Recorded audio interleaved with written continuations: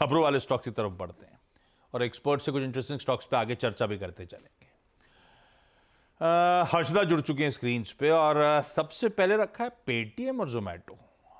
Harshada, good morning, क्या खबर भाई? इंटरेस्टिंग डेवलपमेंट है, इसीलिए इसी के साथ शुरुआत करनी चाहिए मुझे।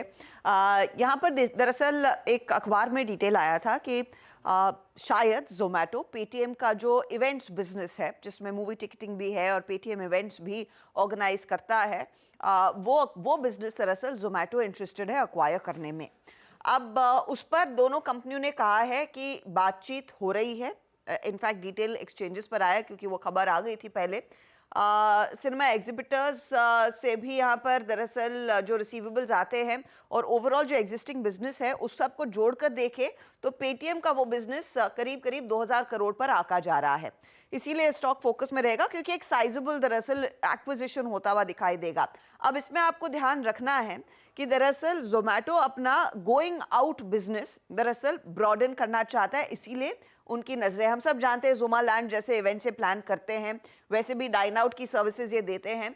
अब कंपनी सोच रही है कि पेटीएम का ये कारोबार अगर वो अक्वायर कर लेते हैं उनके लिए ज़्यादा बेहतर रहेगा। अच्छा, दोनों कंपनियों ने एक्सचेंजेस पर फिर प्रेस रिलीज जारी की। उन्होंने कहा कि देखिए, हम दोनों के बीच बातचीत हो रही है, कोई बाइंडिंग अग्रीमेंट साइन नहीं हुआ है, कोई डिसीजन नहीं लिया गया है।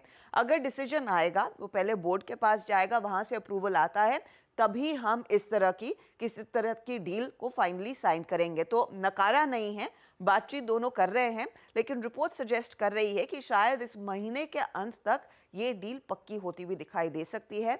तो जोमेटो के साथ साथ आप पेटीएम के स्टॉक दोनों पर नजरें रखेंगे। जोमेटो के लिए थोड़ा सा डाउनसाइड आ सकता है क्योंकि कितना और पैसा खर्च करेंगे। ब्लिंकिट इन्होंने अच्छे खासे रकम में एक्वायर किया था। पेटीएम के हाथ बड़ी कमाई आती हुई दिखाई देगी। जिस तरह की क्राइसिस से कंपनी वैसे भी गुजर रही है, तो उनके लिए ज्यादा बेहतर होगा अगर ये सौदा हो जाता है। चलिए, इन न्यूज़ डेवलपमेंट्स पे देखते हैं किस तरह से रिएक्ट करते हैं ये दोनों स्टॉक्स। अगला, हिंदुस्तान एरोनॉटिक्स लिमिटेड। इस पे तो गाबा सर चार्ट रेडी आप रखो, कहां तक जाने की तैयारी कर रहा है ये स्टॉक, आप बताना। हर्षदा, क्या अपडेट्स? यहाँ पर दरअसल अपडेट आया है कि request for proposal ministry of defence की तरफ से प्रोक्योर कर लिया है कंपनी ने। बेसिकली मिनिस्ट्री ऑफ डिफेंस ने ऑर्डर दिया था 156 लाइट कॉम्बैट हेलीकॉप्टर्स का। ये लाइट कॉम्बैट हेलीकॉप्टर्स का नाम प्रचंड है।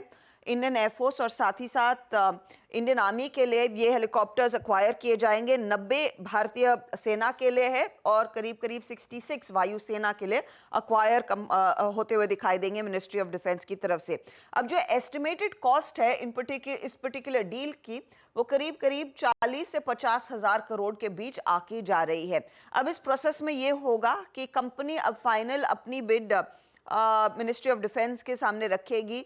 वहां पर कीमत तय की जाएगी कि इतना अगर खेमा खरीदना है तो क्या प्राइस पर रहेगा और इवेंचुअली वो डील साइन होती हुई दिखाई देगी। लेकिन क्योंकि पहला रिक्वेस्ट फॉर प्रपोजल आ चुका है, वो एक पॉजिटिव है और वो डील वैल्यू करीब 40 to 50,000 करोड़ आकी जा रही है। गजब है भाई। मेरे ख्याल से अगर इतना ही साइज हुआ तो लार्जेस्ट ऑर्डर होगा 50,000 करोड़ रुपए के आसपास। एक साथ 156 लाइट कॉम्बैट एयरक्राफ्ट्स प्रचंड प्रोक्योर करेगी मिनिस्ट्री ऑफ डिफेंस। गावा सर, वैसे वो मंगलवार के दिन जिस दिन काउंटिंग का वर्डिक्ट सामने आ रहा था, उस दिन की नर्वसनेस के बाद से जो वापस बाउंस बैक करा है, स्ट्रीट का कॉन्फिडेंस बढ़ते ही चले जा रहा है। खैर, इस बीच राजनाथ सिंह साहब के डिफेंस मिनिस्टर के कमेंट्स हों या इस तरह के डेवलपमेंट्स, क्या करना चाहिए? कितनी तेजी और कितना दमखम, और ट्रेडिंग के लिहाज से और जो होल्ड कर रहे थे उनके लिए व्यू क्या है? लेकिन इस विवाद में एक और बात जो मैंने ध्यान दी है इस पर, एचएएल की ये प्रचंड एयरक्राफ्ट है, इन्होंने डिलीवरी की 2 हफ्ते में करीब 6 हेलीकॉप्टर लट गए। इतनी quick fast delivery is just amazing. मुझे विश्वास नहीं हो रहा था कि साइनिंग और एग्रीमेंट के 2 हफ्ते में करीब 6 या 8 एयरक्राफ्ट इन्होंने डिलीवर भी कर लिए हेलीकॉप्टर्स। डिलीवरी शेड्यूल बहुत ही अच्छा है इनका, और अब इतना बड़ा ऑर्डर वाकई में अच्छा है। ये एचएएल का जो चार्ट है मुझे बढ़िया लगता है। अब ट्रेड करें 5,200 के आसपास। इसका जो सेटअप है ऑन हायर टाइम फ्रेम पे जब देखता हूं तो लगता है वो जो नीजक रिएक्शन था वो अब कंज्यूम हो गया। अब इसका नेक्स्ट टेक्निकल टारगेट कितना होना चाहिए? अब ट्रेड कर रहा है 5,200। 5,000 एक साइकोलॉजिकल सपोर्ट बन गया, या 4950, फर्क नहीं पड़ता, लेकिन इसका अब लक्ष्य होना चाहिए 5,500, वहां तक जाना चाहिए। इसमें जब भी कोई वीकनेस मिलती है एचएल में, एक बाइंग अपॉर्चुनिटी है। पिछले हफ्ते तो हमने देखा इसमें एक फ्रेश मूव जनरेट हुआ, तो HL buy on dips also and keep on holding it. ये तो प्लेन की फुटेज है, ये हेलीकॉप्टर है क्या? नहीं, कुछ और था, मतलब एचएल से जुड़े हुए इमेजेस। लेकिन हिंदुस्तान एरोनॉटिक्स भाई बाय ऑन डिप्स का स्टॉक है, मौका मिले तो लैच ऑन करिएगा।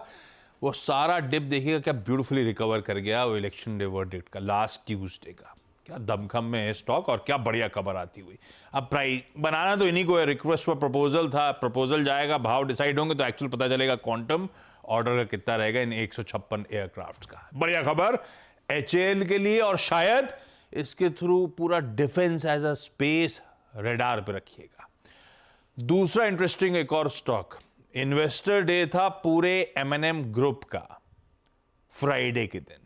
महिंद्रा एंड महिंद्रा का स्टॉक मानस, क्योंकि आपने आज पिक के तौर पे आयशर मोटर्स वैसे ही जिक्र करा, आप उसको रेडी रखिएगा, मैं आता हूं आपके पास। हर्षदा, क्या कह रहे हैं ये लोग एनालिस्ट से? बेसिकली एमएनएम काफ़ी बुलिश है अपने बिजनेस को लेकर, और इन्होंने कुछ टारगेट सामने रखे हैं आशीष। तो एमएनएम ने बेसिकली कहा है कि ये सबसे पहले ऑटो सेगमेंट की अगर बात करें तो ये टारगेट करें लीडरशिप अपनी स्पोर्ट्स यूटिलिटी व्हीकल बिजनेस में और साथ ही साथ लाइट कमर्शियल व्हीकल बिजनेस में। उस लिहाज से मार्केट मोमेंटम को भुनाने के लिए कंपनी 23 नए लॉन्चेस करती हुई दिखाई देगी। अब 23 नए लॉन्चेस कैसे आ रहे हैं, गणित क्या कह रहा है? 7 एलसीवी दरअसल कंपनी लॉन्च करेगी 2030 तक, ये इनका टारगेट है। इन 7 एलसीवीज में दरअसल 5 आइस इंजन होंगे, 2 ईवीज रहेंगी। फिर 13 एसयूवीज दरअसल लॉन्च करने का प्लान है 2030 तक। इन 13 एसयूवीज में 7 एसयूवीज जो होंगी वो इलेक्ट्रिक साइड पर आती हुई दिखाई देंगी, और बाकी 6 जो एसयूवीज लॉन्च होंगी वो आइस इंजन वाली एसयूवीज होंगी। तो इसको थोड़ा सा करेक्ट करेंगे, टोटल 13 एसयूवीज लॉन्च करने का कंपनी का प्लान है। और of course mid cycle improvements आएंगे, कुछ 3 वेरिएंट्स भी कंपनी लेकर आएगी। ये कंपनी का प्लान है। कंपनी ये भी कहती है कि 27,000 करोड़ तक का खर्च कैपेक्स या फिर इन्वेस्टमेंट में आता हुआ दिखाई देगा 25 से 27 वाले साल तक। तो ये इनफैक्ट कैपेक्स का प्लान इन्होंने और डिटेल करके दिया है। कंपनी ये भी कह रही है मार्जिन इंप्रूवमेंट पर फोकस है, वो ऑपरेटिंग लेवरेज, कॉस्ट कम करने में, प्राइसिंग बेहतर करने में मार्जिन्स थोड़े से और सपोर्टिव होते हुए दिखाई देंगे। जब ये वेरिएंट्स लॉन्च करेंगे उससे भी मार्जिन्स को फायदा मिलता हुआ दिखाई देगा। इसीलिए इस पर कुछ ब्रोकरेजेस की रिपोर्ट्स आई हैं और वो टारगेट्स बढ़ते हुए दिखाई दे रहे हैं। साथ ही साथ टेक महिंद्रा पर भी इन्होंने अपना पर्सपेक्टिव रखा।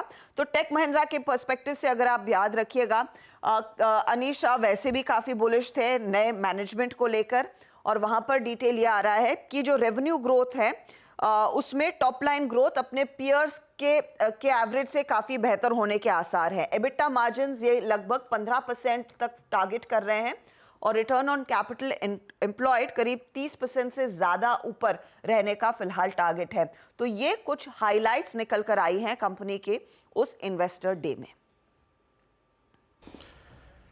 जी, चलिए हर्षदा, पहले एक काम करते हैं, एमएनएम को डिस्कस कर लेते हैं। और एमएनएम मेरे ख्याल से बीते 1 साल का शायद सबसे बड़ा वर्टिकल राइज देने वाला स्टॉक रहा। जनाब, इसका प्राइस मैं आपको बताऊं, नवंबर 2023, और नवंबर क्यों लूँ, मैं एग्जैक्टली 1 साल का टाइम फ्रेम लेता हूं, 1300 रुपये का ये स्टॉक लगभग 18 मई को इसका भाव था, आज 3000 की दहलीज पे खड़ा है। हर्षदा ने आई थिंक जो कैपेक्स की फिगर दी करीब 27,000 करोड़ रुपए की, और स्ट्रॉन्ग लॉन्चेस। इस पे गौरांग, आपकी प्रतिक्रिया? 2928, हालांकि रिवॉर्ड अब कम बचा है ट्रेडर के लिए, बट आपका टारगेट क्या है एमएनएम पे इस वक्त? वीरेंद्र, मेरे ख्याल से जो हर्षदा जी अभी बता रही थी ईवीज को लेकर के, तो कुछ महीनों पहले इन्होंने एक साझा करार किया था एक कंपनी के साथ ईवीज लॉन्च करने के लिए, और उसी के बदौलत मेरे ख्याल से शायद 2025 से लेकर के 2030 तक नए ईवीज आते हुए दिखेंगे। आइस इंजन को लेकर के हमें लग रहा है कि जो मार्केट शेयर है वो यहाँ से और बढ़ने की पूरी संभावना है। 2-3 चीजें जो अर्शदा ने कही है, एक तो ऑपरेटिंग एफिशिएंसीज और कॉस्ट रिडक्शन, जिससे शुद्ध मुनाफे के मार्जिन्स में इजाफा होगा। ये एक बहुत ही बेहतरीन रणनीति सामने आ रही है। अनुमानित मैं लक्ष्यांक आपको दे सकता हूं, ये धारणा करते हुए कि आने वाले नतीजे हमारी उम्मीद से बेहतर आएंगे, तो करीबन 3,500 के पार तक के लक्ष्यांक नजर आते हैं, बशर्ते के नतीजे हमारी उम्मीद पर या हमारी उम्मीद से ज्यादा बेहतर आए। अच्छा, याद रखिएगा, इसको ट्रेड करने का जरिया क्या बेहतरीन हो सकता है, मैं बताता हूँ। फ्यूचर्स नहीं, इनफैक्ट ऑप्शंस पे ध्यान दीजिएगा। आशीष बैठी जी, एक व्यू आपका इसलिए भी यहाँ पे क्योंकि आप बायस नहीं है। प्रकाश सर, मैं और आशीष तो आई थिंक वाहन इन्हीं का चलाते हैं, तो हम कोई टिप्पणी नहीं करेंगे। इसकी 2900 या 3000 की कॉल पे आपकी टिप्पणी क्या है? जी वीरेंद्र जी, इनफैक्ट 2960 एंड 3000 दोनों की कॉल ली जा सकती है। 3000 की कॉल जो कि 27.5 रुपए के करीब क्लोज हुई है, उसमें पोजीशन बनाई जा सकती है। जो स्टॉप लॉस इसमें मेंटेन करना है वो करीब 23 रुपए का एक एसएल मेंटेन करे, छोटा सा एसएल है, और हमें लगता है कि जिस आपका स्ट्रक्चर है इसमें 35 रुपए का पहला टारगेट एंड इवन 40 रुपए के सेकंड टारगेट के लिए खरीदारी की जा सकती है।